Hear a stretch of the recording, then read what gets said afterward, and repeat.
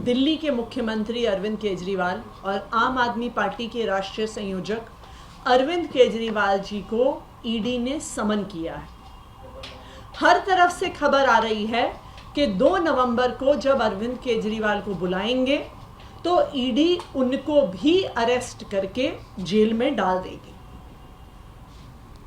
आज भारतीय जनता पार्टी और प्रधानमंत्री नरेंद्र मोदी जी आम आदमी पार्टी को खत्म करना चाहते हैं। यही कारण है कि एक के बाद एक झूठे केस बनाकर झूठे आरोप लगाकर आम आदमी पार्टी के नेताओं को गिरफ्तार किया जा रहा है और जेल में डाला जा रहा है।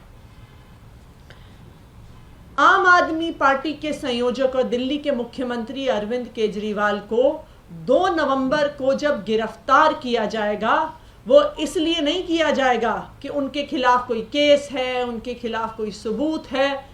उनको इसलिए गिरफ्तार किया जाएगा क्योंकि प्रधानमंत्री नरेंद्र मोदी जी को अरविंद केजरीवाल से डर लगता है। उन्हें पता है कि अगर इस देश में कोई एक नेता है जो खुल के भारतीय जनता पार्टी के खिलाफ बोलता है, जो भारतीय जनता पार्टी के खिलाफ लड़ता है, उस नेता का नाम है अरविंद केजरीवाल। जब से प्रधानमंत्री नरेंद्र मोदी जी 2014 में प्रधानमंत्री बने, तब से अगर एक आदमी से वो सबसे ज्यादा परेशान है, सबसे ज्यादा डरते हैं, वो अरविंद केजरीवाल है। यह कहानी 2015 में ही शुरू हो गई थी, जब प्रधानमंत्री नरेंद्र मोदी जी को लगता था कि उनका अश्वमेध का रथ कोई नेता नहीं रोक सकता, कोई पार्टी नहीं रोक सकती।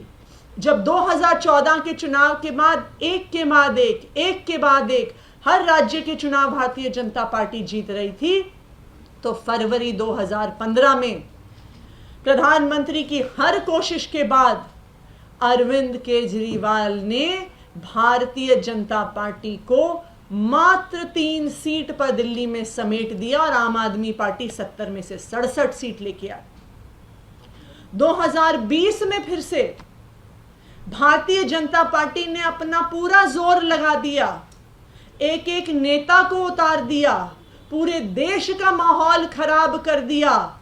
लेकिन उसके बावजूद दिल्ली के लोगों को अपने बेटे अरविंद केजरीवाल से प्यार है और उन्होंने फिर से भारी बहुमत से अरविंद केजरीवाल को दिल्ली का मुख्यमंत्री बना के भेजा। 70 में से 62 सीट आम आदमी पार्टी को दी। जब एमसीडी का चुनाव आया तो भारतीय जनता पार्टी को पता था कि दिल्ली के लोग अरविंद केजरीवाल को जिताएंगे और भारतीय जनता पार्टी को निकालकर बाहर फेंक देंगे। उन्होंने फिर से हर कोशिश कर ली, एमसीडी के चुनाव को लेट कर दिया, परिसीमन कर दिया, गुजरात के चुनाव के साथ चुनाव करा दिया, लेकिन फिर भी दिल्ली के लोगों ने एमसीडी में भी अरविंद केजरीवाल को जिता दिया।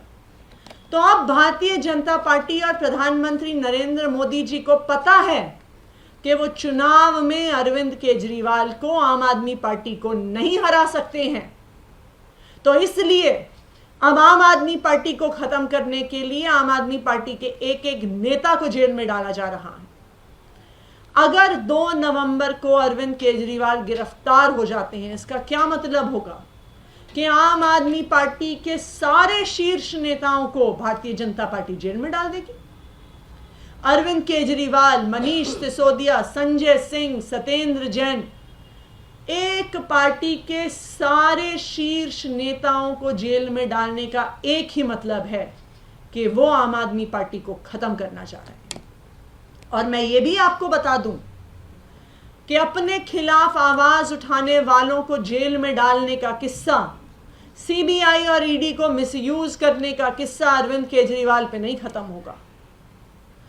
अरविंद केजरीवाल को जेल में डालने के बाद विपक्ष के जो एक नेता हैं, इंडिया अलायंस के जो एक नेता हैं, उनको भी जेल में डाला जाएगा।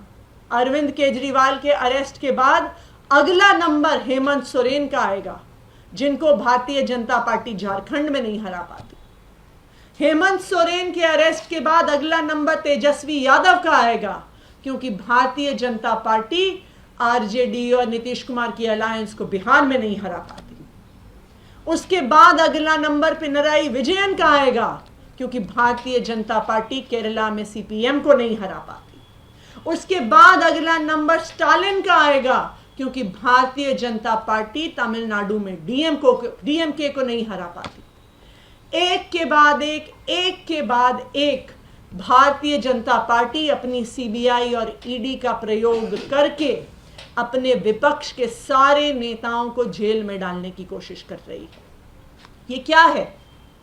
ये इस देश में लोकतंत्र को खत्म करने का प्रयास है कि आप चुनाव नहीं जीत सकते तो जो लोग आपको चुनाव में हरा रहे हैं उन लोगों को जेल में डाल दो कि चुनाव की जरूरत ही नहीं पड़े। फिर इस देश में चुनाव नहीं बचेगा, फिर इस देश में संविधान नहीं बचेगा। लेकिन मैं प्रधानमंत्री नरेंद्र मोदी जी को बताना चाहती हूं कि आम आदमी पार्टी के नेता जेल जाने से नहीं डरते हैं, झूठे केसेस से नहीं डरते हैं। हम इस देश के संविधान को बचाने के लिए अपनी आखिरी सांस तक लड़ते रहेंगे। Thank you. आपने जैसे कहा कई बड़े नेता जेल जाएंगे, बीजेपी का भी यही आरोप है कि सारे बड़े नेता जेल भी जा रहे हैं। आप लोग अनुराग ठाकुर का बयान है, उन्होंने कहा अरविंद केजरीवाल ईमानदारी का सर्टिफिकेट बांटते थे, उनके सभी नेता आज जेल में हैं, कैबिनेट आधी से ज्यादा जेल में।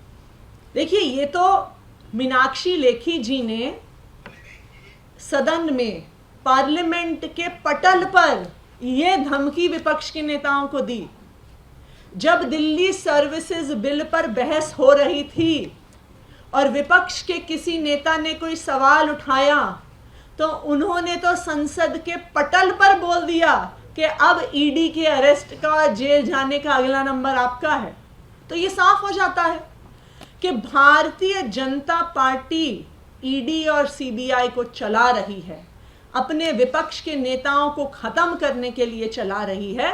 वरना उनके नेता खड़े होकर कैसे कह रहे हैं? उनको कैसे पता ईडी क्या इन्वेस्टिगेशन कर रही है, सीबीआई क्या इन्वेस्टिगेशन कर रही है, क्या केस है, क्या प्रूफ है? तो साफ दिखता है कि ईडी और सीबीआई का मिसयूज भारतीय जनता पार्टी अपने विपक्ष के नेताओं को खत्म करने के लिए कर रही है। कल जब आप आएंगे तो आपने कहा था कि अभी कोर्ट ऑर्डर हमने पढ़ा नहीं है, 338 करोड़ की बात उस कोर्ट ऑर्डर में कही गई है। अब आप उस पूरे ऑर्डर को कैसे देखते हैं, क्योंकि एक बड़ा सवाल आप लोगों की पार्टी पर जमानत ना देते हुए खड़ा किया गया। जो सुप्रीम कोर्ट का ऑर्डर आया है कल, अगर उस ऑर्डर को डिटेल में पढ़ा जाए तो एक एक करके जो सारे आरोप ईडी ने मनीष सिसोदिया जी पर लगाए, वो सारे आरोप इस सुप्रीम कोर्ट के ऑर्डर ने एक एक करके खारिज किए हैं। ईडी ने जब इस केस को आर्ग्यू किया तो उन्होंने कहा कि दिनेश अरोड़ा ने मनीष सिसोदिया जी को 2 करोड़ की रिश्वत दी। सुप्रीम कोर्ट ने उस आदेश को, उस आरोप को खारिज कर दिया। उसके बाद ईडी ने आरोप लगाया कि मनीष सिसोदिया जी ने 45 करोड़ की रिश्वत ली, उसकी लॉन्ड्रिंग करी और गोवा के चुनाव में खर्च किया। सुप्रीम कोर्ट ने उस आरोप को खारिज कर दिया। ईडी ने तीसरा आरोप लगाया कि मनीष सिसोदिया जी ने 100 करोड़ की रिश्वत ली। सुप्रीम कोर्ट ने उस आरोप को भी, 100 करोड़ की रिश्वत के आरोप को भी अपने इस आदेश में खारिज कर दिया है। तो जो सारे आरोप ईडी ने लगाए हैं वो एक एक करके सुप्रीम कोर्ट ने खारिज किए हैं कल के ऑर्डर में। दूसरी बात, जिस 338 करोड़ की सुप्रीम कोर्ट ने बात करी है, उन्होंने एक चीज कही है। उन्होंने कहा है कि 338 करोड़ का सुप्रीम कोर्ट के अनुसार कुछ लिकर होलसेलर्स को फायदा हुआ, लेकिन कहीं पर भी सुप्रीम कोर्ट ने यह नहीं कहा कि ये 338 करोड़ आम आदमी पार्टी के पास या मनीष सिसोदिया जी के पास आए हैं या किसी भी प्रकार का क्विड प्रो क्वो या लेन देन हुआ है।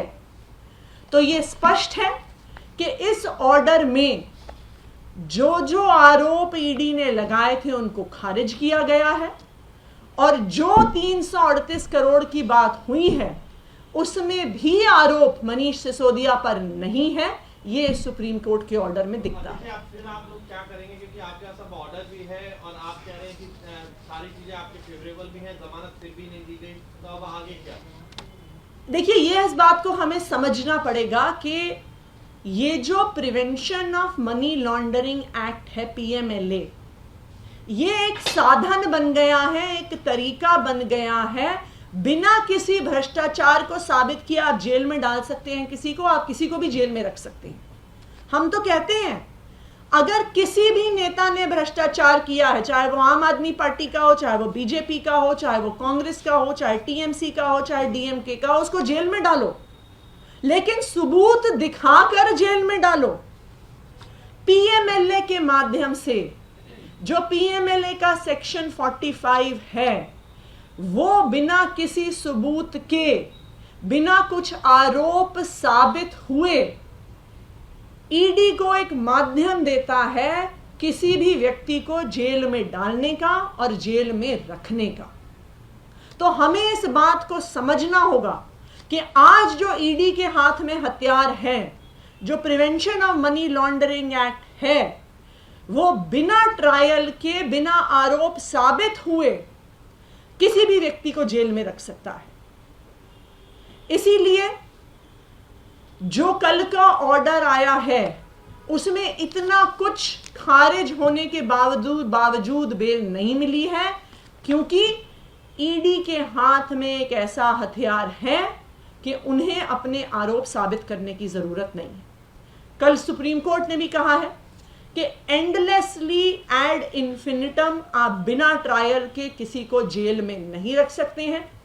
उन्होंने ईडी को भी आदेश दिया है कि इस ट्रायल को जल्द से जल्द पूरा किया जाए, क्योंकि जब तक ट्रायल नहीं होता है, जब तक आरोप साबित नहीं होते हैं, तो आप किसी को भी ऐसे बंधक बना के नहीं रख सकते। और यही कारण है कि सुप्रीम कोर्ट ने कहा है कि अगर आरोप साबित करने की जो प्रक्रिया, जो ट्रायल की प्रक्रिया है, अगर वो डिले होती है तो फिर से जमानत की याचिका मनीष सिसोदिया जी फाइल कर सकते हैं। आतिशी जी, क्या मुख्यमंत्री अरविंद केजरीवाल 2 तारीख के समन को एक्सेप्ट करेंगे, जाएंगे ईडी के सवालों का जवाब देने के लिए?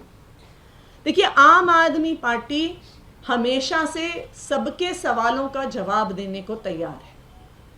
आज समस्या ये है कि आज सवालों के जवाब नहीं ढूंढे जा रहे हैं।